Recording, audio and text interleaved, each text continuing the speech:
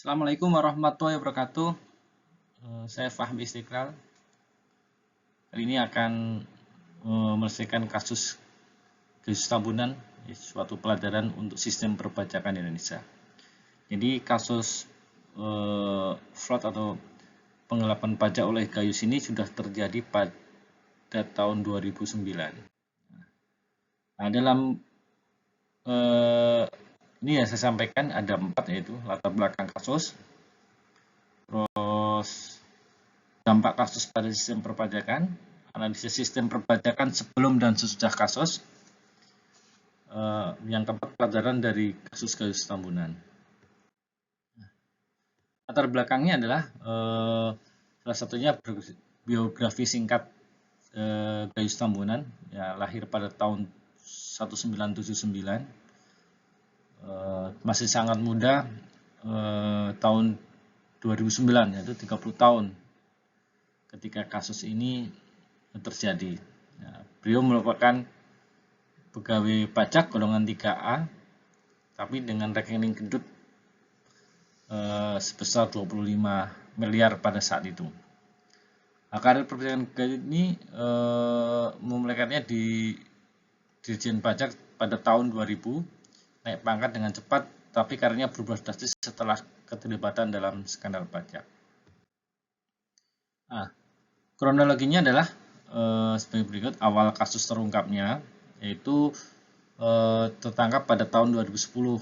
Nah, berarti kan kejadiannya sebelum tahun 2010, yaitu tahun 2009, saat penyelidikan internal menemukan ketidaksesuaian dalam laporan keuangan beberapa perusahaan yang terkait dengan Gayus. Terus setelah itu diproses hukum, dimulai dengan penangkapan Gayus oleh aparat penegak hukum. Selama proses pengadilan terungkap berbagai bukti yang menunjukkan keterlibatan Gayus dalam manipulasi pajak atau fraud, ya. Terus pemberian hukumannya, Gayus sampai akhir divonis bersalah atas berbagai tuduhan termasuk korupsi dan pencucian uang. Dijatuhi hukuman beberapa tahun sebagai puncak dari proses hukum. Yang kedua yang ingin saya sampaikan adalah dampak kasus, ya. Dampak negatifnya adalah hilang kepercayaan publik. Kasus perpajakan yang mencuat dapat menyebabkan masyarakat kehilangan kepercayaan terhadap pemerintah dan sistem perpajakan, yang berujung pada ketidakpatuhan pajak. Ini jadi sangat krusial karena pemasukan negara terpusat dari pajak, tetapi ulah oknum pajak menyalahkan wewenang dan kuasanya. Setelah itu, kerugian yang lain adalah kerugian finansial. Penerimaan negara dapat menurun akibat turunnya kepatuhan wajib pajak serta adanya pengeluaran dana untuk penanganan kasus perpajakan yang terjadi. Nah, dampak positifnya seperti apa? Nah, setelah kasus Gayus terungkap, reformasi sistem perpajakan, kasus perpajakan dapat mendorong pemerintah untuk melakukan evaluasi dan reformasi sistem perpajakan. Yang kedua, peningkatan pengawasan.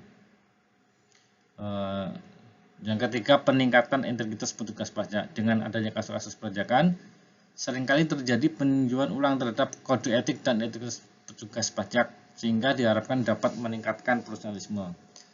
Nah, ini kasusnya luar biasa, sehingga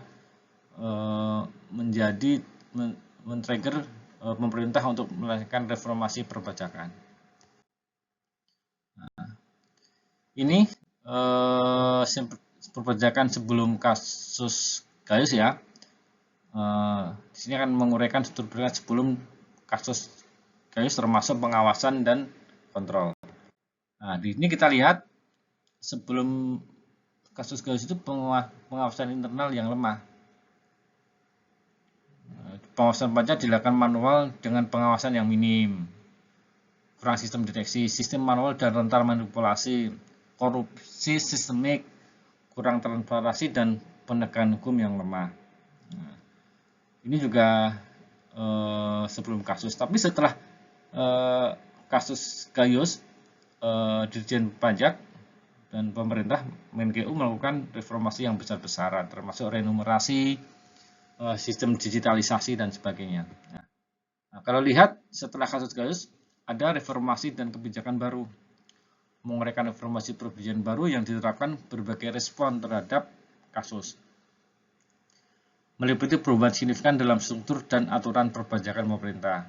Nah, ini adalah yang keduanya, penegakan hukum yang ditingkatkan,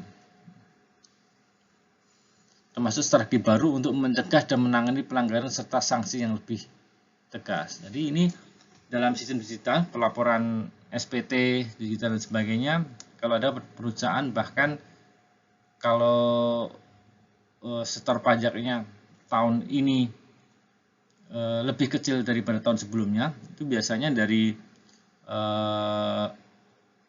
akun pajaknya pegawainya mengirim surat, ke wajib pajak diminta penjelasan.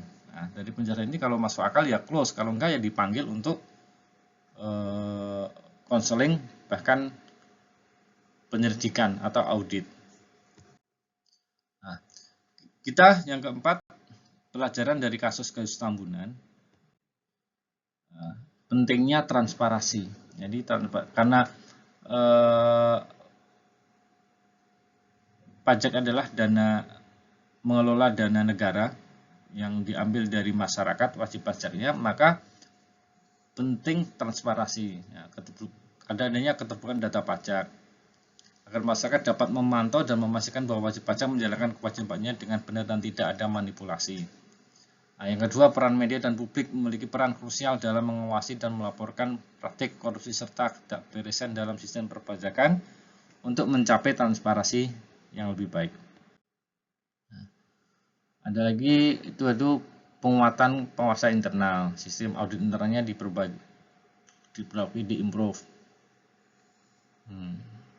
Tapi dengan adanya sistem digital, semuanya harusnya terselesaikan. Pengawasan berjenjang membantu memastikan bahwa setiap lapisan organisasi terpantau dengan baik dan setiap tindakan diaudit untuk mencegah kecurangan. Dan ada lagi nih, intensif untuk meningkatkan inovasi untuk mengikuti target kerja yang telah ditetapkan. Bahkan di tahun 2020-an sudah ada namanya amnesti pajak. Pelajaran yang lain adalah penegakan hukum yang jelas dan tegas, sanksi yang mendukung kepatuhan. Penerapan sanksi yang tegas dan adil memastikan bahwa pelanggar hukum mendapatkan hukuman yang setimpal dan mendorong kepatuhan terhadap peraturan. Prosedur hukum yang konsisten melibatkan penerapan hukum yang tidak pandang bulu, memastikan bahwa siapapun yang melanggar akan mendapatkan perilaku yang sama dan adil. Ini referensinya.